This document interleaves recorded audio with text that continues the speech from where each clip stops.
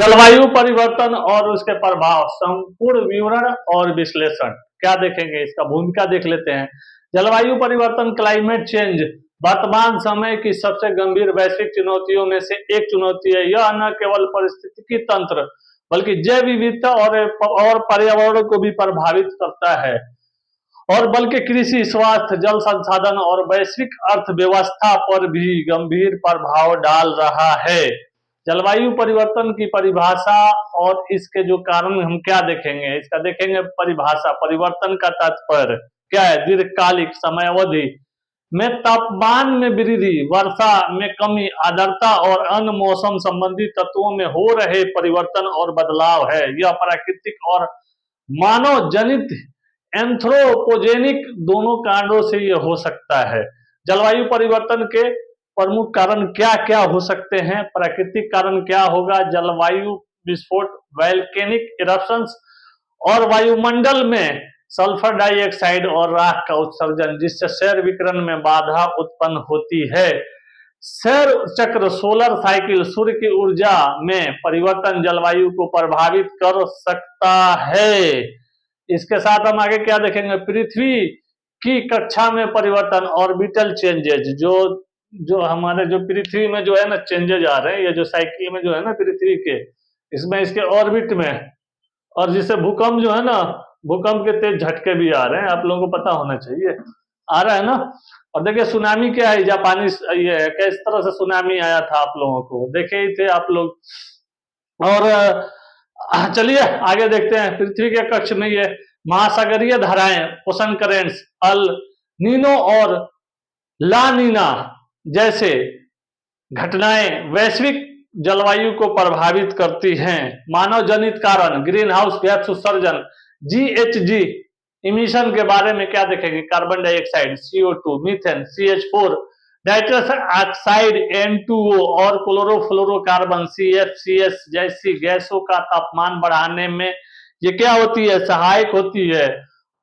वनों की कटाई, डिफोरेस्टेशन, वनों की कटाई से कार्बन अवशोषण की क्षमता घटती है। औद्योगिकरण, इंडस्ट्रियलाइजेशन से भी इसका प्रभाव पड़ता है, और जीवाश्म ईंधन से भी बढ़ते हुए उपयोग से जो जलवायु परिवर्तन का मुख्य कारण इसलिए है कि वायुमंडल में जाकर तापमान वृद्धि करने में यह काफी सहायक है।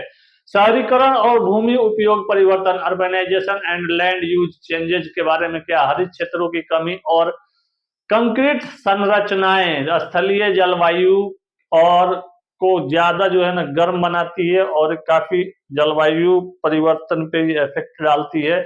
और जलवायु परिवर्तन के प्रभाव क्या होंगे? इसके प्रभाव ये होंगे कि पर्यावरण पर काफी प्रभाव ये डालेगा, और ग्लोबल वार्मिंग पृथ्वी की औसत तापमान को लगातार जो है ना बढ़ाता चला जाएगा।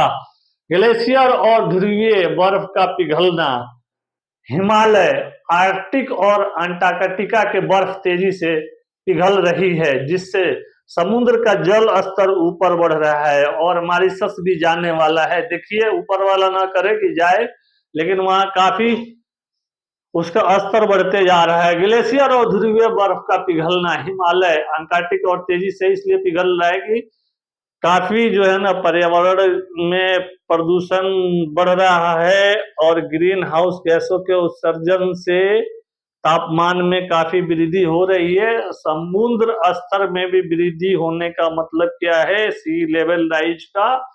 तटीय क्षेत्र जो है ना साइड का जलमग्न हो जाना, जिससे द्वीप देशों और समुद्री तटीय शहरों को काफी खतरा बढ़ जाना हो रहा है, या खतरा बढ़ रहा है। जो बोलिए आप, कृषि और खाद्य सुरक्षा पर प्रभाव भी पड़ रहे हैं इसका। अत्यधिक क्या है? चक्र में परिवर्तन होने से क्या होगा? रेनफॉल से इरेगुलर, कहीं अत्यधिक बारिश होना, आप लोगों को बताया ही, कहीं सुखाड़ पड़ जाना, कहीं बाढ़ आ जाना। इसके चलते क्या है? सब व्यवस्थाएं अस्त व्यस्त हो रही है, फसल उत्पादन में गिरावट आ रही है, बढ़ते तापमान और अनिश्चित वर्षा से कृषि प्रभावित हो रही है, मिट्टी में उर्वरता की कमी हो रही है, तापमान वृद्धि और अत्यधिक वर्षा में भूमि की उर्वरता को क्या हो रहा है? प्रभावित कर रहा है। बढ़ता हुआ तापमान ही मेन इसका मुख्य कारण है। वो किससे हो रहा है? पर्यावरण दूषित होने से, कार्बन डाइऑक्साइड की मात्रा बढ़ जाने से, नाइट्रोजन ऑक्साइड की मात्रा बढ़ जाने से, सल्फर डाइऑक्साइड की मात्रा बढ़ जाने से पशुपालन और मत्स्य पालन पर भी प्रभाव पड़ रहा है। तापमान बढ़ने से जलीय जीवों का प्रजातियों विलुप्त हो रही है, मर रही है। आप लोग देखे होंगे मछली तालाब में ऐसे ऐसे जो है ना, मछली के ऊपर, आप लोगों को बता दे रहा हूं मैं, मछलियों के ऊपर जो है ना, आप लोगों को ये चित्ता चित्ता जो है ना दाग हो जा रहा था। लोग बोल रहे थे कि ये कैंसर हो गया है।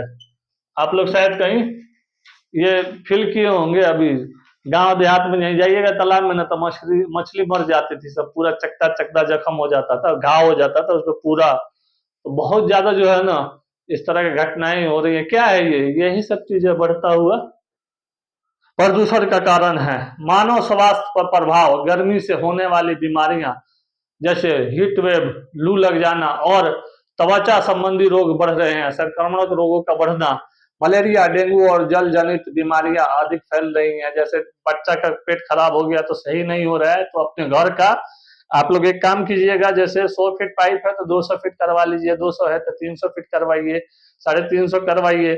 जल ही जीवन है का नारा लगा दीजिए। आप लोग समझ रहे हैं? आप लोग तभी जाके कुछ होगा। स्वच्छ पेयजल की उपलब्धता में कमी है, भूजल स्तर में गिरावट और जल स्रोतों में प्रदूषण काफी बढ़ रहा है। जैव विविधता पर प्रभाव, वन्य जीवों की विलुप्तता, एक्सटिंक्शन ऑफ स्पेसीज।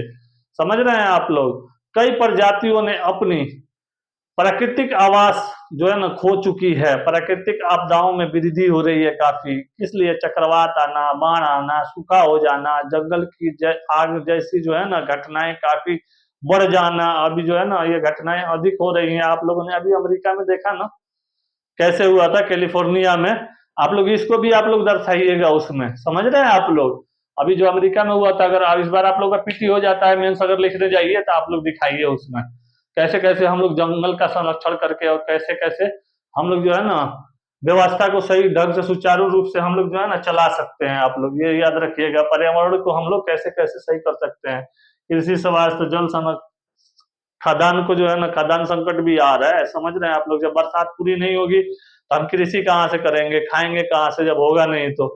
वैश्विक आर्थिक प्रभाव, कृषि और मत्स्य उद्योग प्रभावित हो रहा है। ऊर्जा पर दबाव, अधिक ऊर्जा की खपत से बिजली उत्पादन पर भी प्रभाव पड़ रहा है। देखिए अब जितना 500 मेगावाट का जरूरत है हम कर लिए 10,000 मेगावाट खपत कर दिए, कहाँ से होगा? पूरा होगा? नहीं होगा। माइग्रेशन और जलवायु शरणार्थी, क्लाइमेट रिफ्यूजेज, कई देशों में जलवायु परिवर्तन के कारण विस्थापन हो रहा है। लोग एक जगह से दूसरे जगह पलायन भी हो रहे हैं। आप लोग ये भी दिखाइएगा।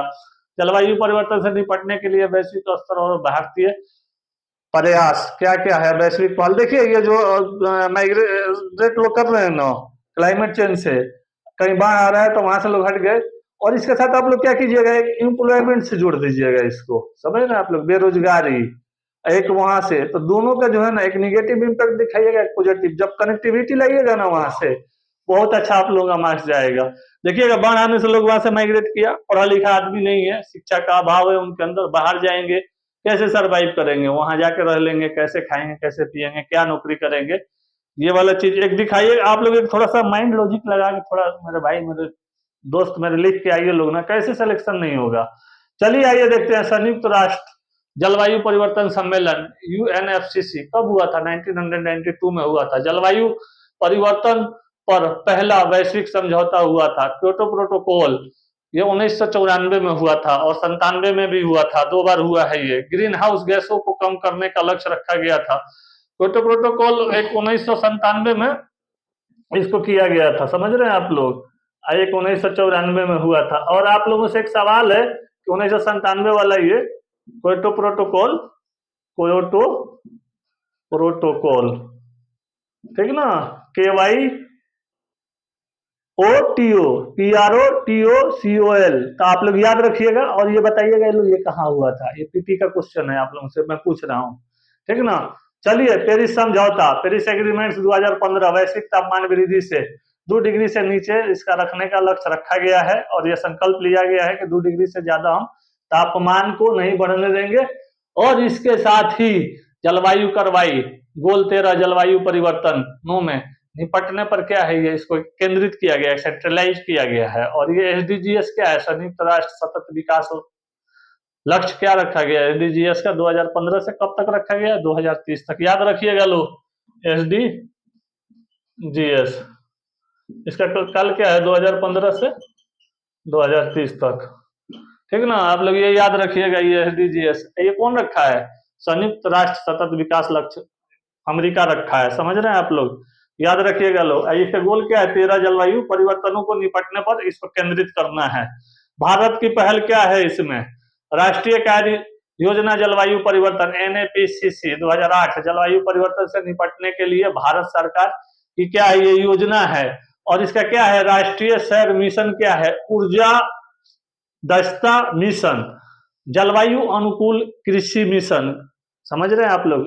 कृषि के लिए भी जलवायु का होना उतना ही जरूरी है जितना हमें जीवन जीने के लिए जल चाहिए। समझ रहे हैं? एक दूसरे पे हम आधारित है, सिम्बायोसिस है, बोथ आर जो है ना बेनिफिटेड। समझ रहे हैं आप लोग? कृषि होगा, जल हमारे काम आएगा, हम कृषि करेंगे, मार्केट में वो अनाज जाएगा। अब इसको इकोनॉमिक से भी जोड़ सकते हैं आप लोग, ऐसा कुछ नहीं है।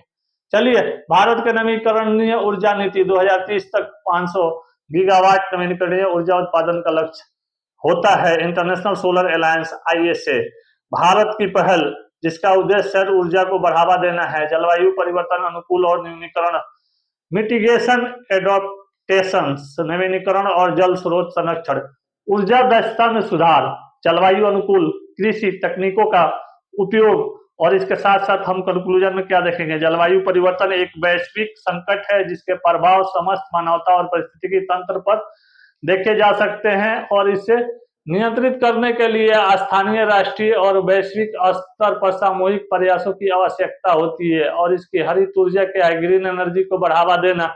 और जानते हैं इसमें थोड़ा सा छूट गया, आइए हम लोग क्या देख लेते हैं इसका क्या देखेंगे? कार्बन उत्सर्जन को कम करने की नीतियां क्या है? लागू करना। और क्या है? संवेदनशील समुदायों को जलवायु अनुकूल में सहायता प्रदान करना। और इसको प्रदान करना होता है स्थानीय स्तर पर जलवायु जागरूकता बढ़ाना होता है।